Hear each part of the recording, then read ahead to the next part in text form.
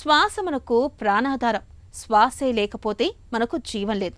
శ్వాస లేకుండా, ఊపిరి తీయకుండా కొన్ని నిమిషాలు కూడా మనం ఉండలేం.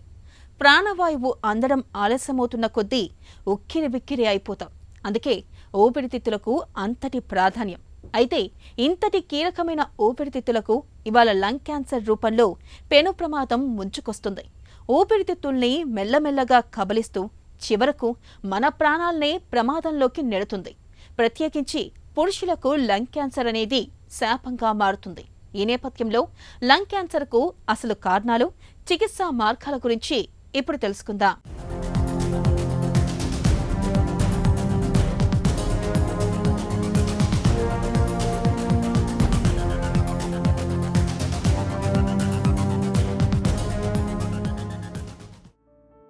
భోజనం చేయకుండా కొద్ది రోజులు జీవించవచ్చు, నీళ్లు తాగకుండా కొన్ని గంటలు గడపచ్చు, కానీ శ్వాస తీసుకోకుండా ఒక్క క్షణమైనా నిలవలేం. మన ప్రాణాలు నిలబడ్డానికి అత్యవసరమైన ఆక్సిజన్ అందడం నిమిషం ఆలస్యమైనా ఉక్కిరిబిక్కిరైపోతాం. కాబట్టే ఊపిరితిత్తులకు అంతటి ప్రాధాన్యం. ఇవి ప్రకృతి నుంచి లభించే ఆక్సిజన్ని శ్వాస ద్వారా లోపలికి తీసుకుంటూ దాన్ని రక్తం ద్వారా అన్ని కణాలకు సరఫరా అయ్యేలా చేస్తూ అవసరం లేని కార్బన్ డయాక్సైడ్ని బయటికి పంపిస్తూ మన జీవితం సజావుగా సాగడానికి నిరంతరం అరుపెరగకుండా పనిచేస్తుంటాయి. ఇలాంటి ఊపిరితిత్తుల్లో ఏ చిన్న సమస్య తలెత్తినా ఇబ్బందే. అలాంటిది అనుక్షణం శరీరాన్ని కబళిస్తూ ఆహారం నిర్వీర్యం చేసే క్యాన్సర్ ముంచుకొస్తే పచ్చగా కళకళ్లాడే చెట్టుకు చీడ సోకితే వాడిపోయినట్టుగానే మనకు ఊపిరిని అందించే ఊపిరితిత్తులు క్రమంగా వాడిపోవడం మొదలెడతాయి. Lung cancer is one of the most common cancer worldwide అండి. కారణాలు ఏంటి ఊపిరితిత్తుల క్యాన్సర్ రావడానికంటే the 90% of the lung cancers are caused by tobacco. Tobacco అంటే సిగరెట్ కానివ్వండి, బీడీ కానివ్వండి, తర్వాత సిగార్స్ కానివ్వండి, లేదంటే ఈ మధ్యకాలంలో మనము వేప్స్ అని వచ్చాయి, వేపింగ్ అని. సో దానివల్ల కూడా మనకి లంగ్ క్యాన్సర్ వచ్చే అవకాశాలు ఉంటాయి. ఇదే కాకుండా స్మోక్లెస్ టొబాకో అంటాం, అంటే కైని, గుట్కా. ఇప్పుడు నా ఓపీడీలో పేషెంట్స్ వస్తారు, సో నేను కైని, గుట్కా తీసుకుంటున్నాను, ఒక 2 minutes జస్ట్ అలా నమ్మలేసి అలా ఉమ్మేస్తున్నాను, నేను ఇక్కడ పెట్టుకుంటున్నాను, దానివల్ల లంగ్స్కి ఎలా అఫెక్ట్ అవుతుంది అని అడుగుతారు. ఇప్పుడు కైని, గుట్కా తినడం వల్ల అప్పుడు మనం నమ్ములుతాం కదా, సో వాట్ ఎవర్ ఇమీడియట్గా వితిన్ 6 to 10 seconds అబ్జార్బ్ అయిపోతుంది, మ్యూకోసల్ అబ్జార్ప్షన్ అవుతుంది. దానివల్ల ఆల్మోస్ట్ 400 to 500 కార్సినోజన్స్ ఇమీడియట్గా బ్లడ్లోకి వెళ్ళిపోతాయి. దాని ద్వారా బ్లడ్ ఎక్కడికి వెళ్తుందో అన్ని ఆర్గాన్స్కి 400 to 500 కార్సినోజన్స్ అఫెక్ట్ అయ్యే అవకాశాలు ఉంటాయి. అలాగే మనకు లంగ్ క్యాన్సర్ కూడా వచ్చే అవకాశాలు ఉంటాయి. లంగ్ క్యాన్సర్తో పాటు కోలాన్ క్యాన్సర్ రావచ్చు, బ్లాడర్ క్యాన్సర్ రావచ్చు, అన్ని ఆర్గాన్ క్యాన్సర్స్ మనకి వచ్చే అవకాశాలు ఉంటాయి టొబాకో. సిగరెట్ తాగకపోయినా లంగ్ క్యాన్సర్ పెరిగే అవకాశాలు ఉన్నాయి. అది ఎందుకంటే వాళ్ళు ఆ సిగరెట్ కాకుండా స్మోక్లెస్ టొబాకో యూస్ చేయడం వల్ల కానివ్వండి, లేదంటే air pollution which is a major risk factor. ఇప్పుడు ఏ సిటీలో చూసుకున్నా కూడాను ఎయిర్ పొల్యూషన్ అన్నది కామన్ అయిపోయింది. ఎవరు దాన్ని క్వశ్చన్ చేయరు. Nobody they take it for granted. City అంటేనే ఎయిర్ పొల్యూషన్ అని. సో ఎయిర్ పొల్యూషన్ వల్ల డెఫినెట్గా లంగ్ క్యాన్సర్ వచ్చే అవకాశాలు ఉన్నాయని చెప్పేసి ఈ మధ్యకాలంలో రీసెర్చ్ ఆర్టికల్స్ పబ్లిష్ అయ్యాయి, రీసెర్చర్స్ చెప్తున్నారు, సైంటిస్టులు. అండ్ అదే కాకుండా లైక్ హెవీ ఇండస్ట్రీస్ వర్క్, వీటి వల్ల కూడా మన లంగ్ క్యాన్సర్ వచ్చే అవకాశాలు ఉంటాయి. సో సిగరెట్ తాగకపోయినా లంగ్ క్యాన్సర్ వచ్చే అవకాశాలు అయితే డెఫినెట్గా ఉన్నాయి. మన ఒంట్లో కణాలన్నీ కూడా ఒక క్రమ పద్ధతి ప్రకారం విభజన చెందుతూ వృద్ధి చెందుతుంటాయి. ఇలా కణితులు పెరుగుతున్న కొద్దీ ఊపిరితిత్తుల పనితీరు మందగిస్తుంది. రక్తంలోకి ఆక్సిజన్ సరఫరా కావడం తగ్గుతూ వస్తుంది. గుండె కొట్టుకోవడం వంటి ఇతర ప్రక్రియలు సజావుగా జరుగుతున్నా శ్వాస సరిగ్గా సాగకపోతే శరీరానికి తగినంత ఆక్సిజన్ అందక కణాలన్నీ చేతులెత్తేస్తాయి. ఊపిరితిత్తుల్లో కణితుల తీవ్రతను బట్టి లక్షణాలు కనిపిస్తుంటాయి. విడవకుండా దగ్గు, శ్వాస తీసుకోవడంలో ఇబ్బంది, కళ్లెంలో రక్తం పడటం, బరువు తగ్గడం, ఆకలి తగ్గిపోవడం, గొంతు బొంగురు పోవడం, ముద్ద మింగడంలో ఇబ్బంది, ఆయాసం, బ్రాంకైటిస్, న్యూమోనియా, జ్వరం, నిస్సత్తువ, కామెర్లు, తలనొప్పి, తరచు వాంతి ఇవన్నీ ఊపిరితిత్తుల్లో క్యాన్సర్ ఆనవాళ్లను తెలియచెప్పే అనుమానిత సంకేతాలే. అన్ఫార్చునేట్లీ లంగ్ క్యాన్సర్ లక్షణాలు ఏంటి అంటే, మనకు నార్మల్ సిగరెట్స్ తాగినప్పుడు వాళ్ళకి ఏమవుతుందంటే కాఫ్ వస్తూ ఉంటుంది, chronic cough. So even lung cancer వచ్చిన వాళ్ళకు కూడా ఇదే కామన్ సిమ్టమ్. సో వాళ్ళు ఏమనుకుంటారు, ఇది సిగరెట్ స్మోకింగ్ వల్ల వచ్చింది అనుకుంటారు. So but you should be very cautious here. Any cough more than which is lasting beyond 3 weeks or 4 weeks you should become suspicious. కఫ్తో పాటు డ్రై కఫ్ కానివ్వండి, దాంతోపాటు స్ఫుటం రావడం కానివ్వండి, లేదంటే స్ఫుటంలో బ్లడ్ రావడం కానివ్వండి, ఇలాంటివి జరిగితే you should become more and more alert. అదే కాకుండా low grade fever, chest pain, shortness of breath అంటే డిఫికల్టీ ఇన్ బ్రీతింగ్ లాంటివి వస్తే definitely you should become more alert. This could be early warning signs of lung cancer. అదే lung cancer ఇప్పుడు suppose 3 lobes ఉంటాయండి, upper lobe, middle lobe and lower lobe లంగ్లో. Upper లోబ్లో వచ్చినట్టయితే అక్కడ మనకు బ్రేకియల్ ప్లక్సెస్ అని ఒకటి ఉంటుంది. ఇక నరాలు ఇక్కడ నుంచి సర్విక్స్ నుంచి ఇక్కడ నుంచి ఇలా కిందకి వెళ్తూ ఉంటాయి మొత్తం హ్యాండ్కి, right side hand.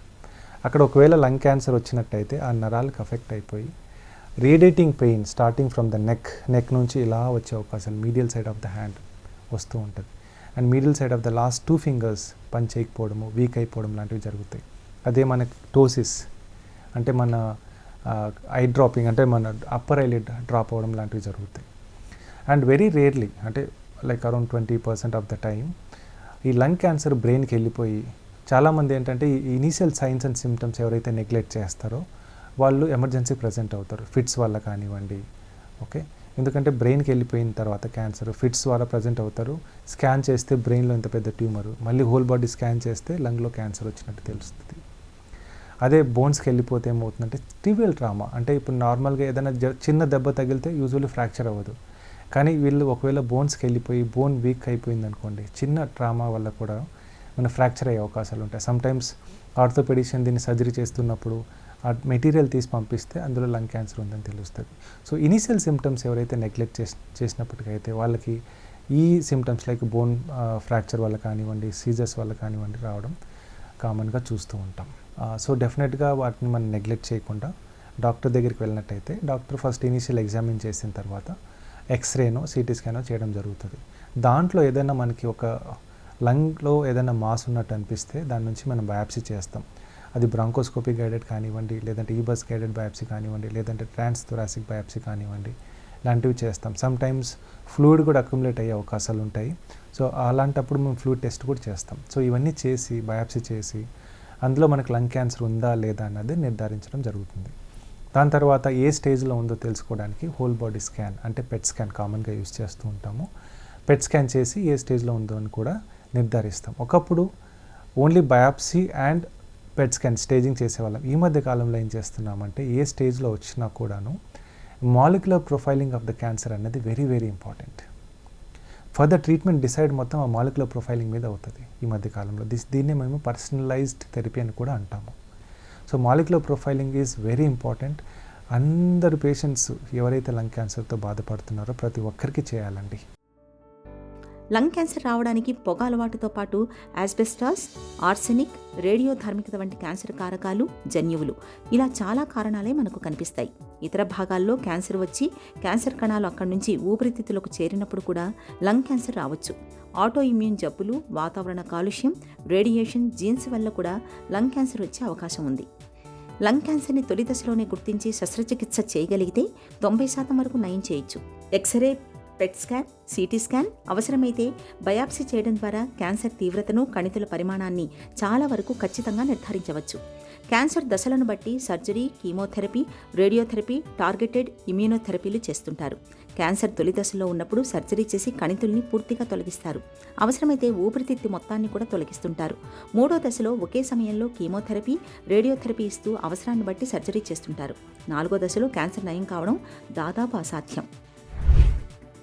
Molecular profiling అయిన తర్వాత ఇప్పుడు స్టేజ్ 1, స్టేజ్ 2 ఉందనుకోండి. యూజువల్గా పేషెంట్ ఫిట్గా ఉంటే సర్జరీ చేస్తాం. సర్జరీ చేసిన తర్వాత కీమోథెరపీ ఇవ్వాలా లేదా అన్నది కొన్ని ఫ్యాక్టర్స్ మీద డిసైడ్ అవుతుంది. కీమోథెరపీ ఇచ్చిన తర్వాత మాలిక్యులర్ ప్రొఫైలింగ్ చూస్తాం. సపోజ్ ఈజీఎఫ్ఆర్ మ్యుటేషన్ కానివ్వండి, ఆల్క్ మ్యుటేషన్ కానివ్వండి, ఇలాంటివి ఉంటే టార్గెటెడ్ థెరపీ ఇస్తాం. అదేవిధంగా 4వ స్టేజ్లో ఉన్నట్టయితే, 3వ స్టేజ్లో ఉన్నట్టయితే కీమోథెరపీ, రేడియోథెరపీ ఇచ్చిన తర్వాత ఇమ్యూనోథెరపీ లేదంటే టార్గెటెడ్ థెరపీ ఇస్తాము. అదే 4వ స్టేజ్లో ఉన్నట్టయితే మనకి ఆపరేషన్ అవ్వదు, రేడియేషన్ అవ్వదు. అలాంటప్పుడు మనం కీమోథెరపీ కానివ్వండి, టార్గెటెడ్ థెరపీ కానివ్వండి, ఇమ్యూనోథెరపీ కానివ్వండి ఇవ్వడం జరుగుతుంది. అసలు ఎలా డిసైడ్ చేస్తాము అంటే ఆ బయాప్సీలో మనము మాలిక్యులర్ ప్రొఫైలింగ్ చేయాలి. దాంట్లో టార్గెట్స్ ఏదైనా మ్యుటేషన్ ఉందా లేదా చెక్ చేస్తాము. అదేవిధంగా ఇమ్యూనోథెరపీ పనిచేస్తుందా లేదా చెక్ చేస్తాము. ఇవన్నీ చెక్ చేసుకున్న తర్వాత ఒక్కొక్క పేషెంట్కి ఒక్కొక్క ట్రీట్మెంట్ ఉంటుంది. ఆ వచ్చే రిపోర్ట్ని బట్టి మనం ట్రీట్మెంట్ డిసైడ్ చేస్తాము. దీన్నే మేము పర్సనలైజ్డ్ ట్రీట్మెంట్ అని కూడా అంటాము. The best way of preventing lung cancer is avoid smoking and living a healthy life style.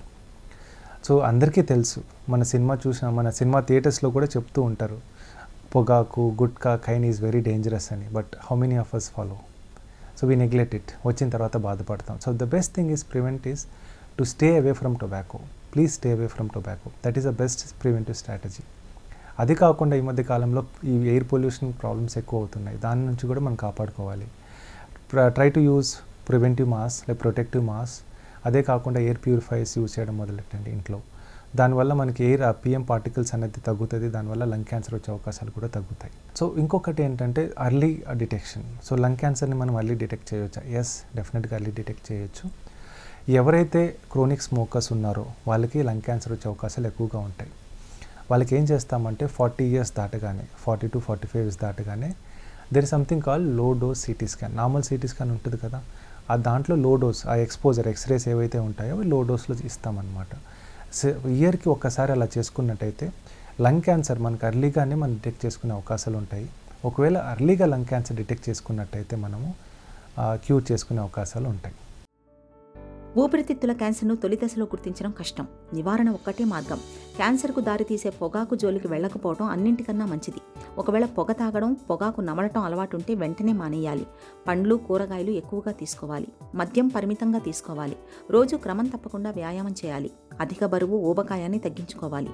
దగ్గు ఎంతకీ తగ్గనప్పుడు, కఫంలో రక్తం పడుతున్నప్పుడు, తరచూ జ్వరం వచ్చిపోతున్నప్పుడు, బరువు తగ్గిపోతున్నప్పుడు ఆలస్యం చేయకుండా వెంటనే డాక్టర్ని సంప్రదించి లంగ్ క్యాన్సర్ నిర్ధారణ పరీక్షలు చేయించుకోవాలి. క్యాన్సర్ కణితుల్ని మనం తొలి దశల్లోనే పసిగట్టి చికిత్స మొదలు పెడితే లంగ్ క్యాన్సర్ని చాలా వరకు జయించవచ్చు.